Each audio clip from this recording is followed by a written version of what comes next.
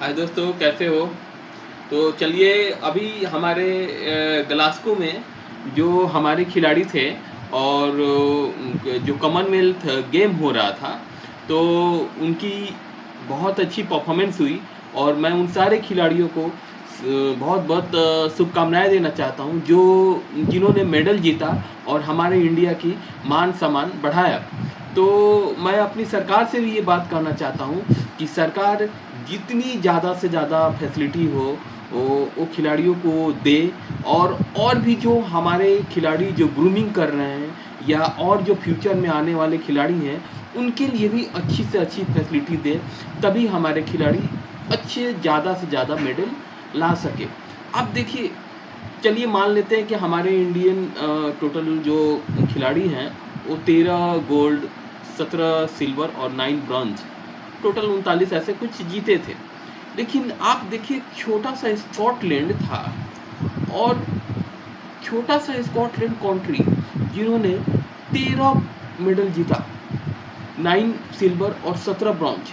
तो स्कॉटलैंड भी हमारे इंडिया के साथ में ही आसपास ही है, तो इतना छोटा सा कंट्री इतना मेडल जीत सकता है और हम 1.40 करोड़ जनसंख्या वाले कंट्री होके और कभी टॉप नहीं आ सकते? क्यों नहीं आ सकते?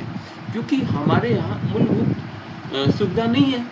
अगर मूलभूत सुविधा होते तो हमारे नॉर्थ ईस्ट से अच्छे प्लेयर आते, हमारे साउथ से अच्छे प्लेयर आते हैं, हमारे ईस्ट से अच्छे प्लेयर आते हैं, हमारे नॉर्थ से अच्छे प्लेयर आते हैं, हमारे साउथ ईस्ट से अच्छे प्लेयर आते हैं।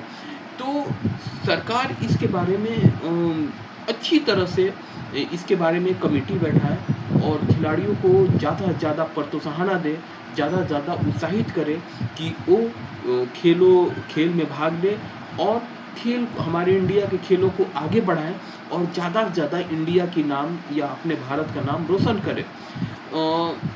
आप देखेंगे कि ऑस्ट्रेलिया टॉप पे आया, इंग्लैंड सेकंड पे आया, कनाडा 4 पे आया। तो इनकी जो जनसंख्या है या इनकी पॉपुलेशन हमारे इंडिया के कंट्री से ज़्यादा नहीं है, या इनके जो लोग हैं वो हमारे इंडिया के जो लोग हैं वहाँ से ज़्यादा मजबूत नहीं है या वहाँ के ज़्यादा से टैलेंटेड नहीं है, लेकिन वहाँ पे फैसिलिटी इतनी अच्छी है, वर्ल्ड बेस्ट फैसिलिटी है, जहाँ से वे अच्छे से अभ्यास करते हैं, प्रैक्टिस करते हैं और मेडल जीतते हैं। तो हमें भी इसके बारे में गहन विचार करनी चाहिए और हम लोग वेलकम कर रहे हैं कि 2030 की जो कॉमनवेल्थ गेम्स है जो हमारे इंडिया में आ रही है और इंडिया में होगी, तो हमारी सरकार को भी इसमें धन्यवाद देने चाहिए, खासकर हमारी मोदी सरकार को।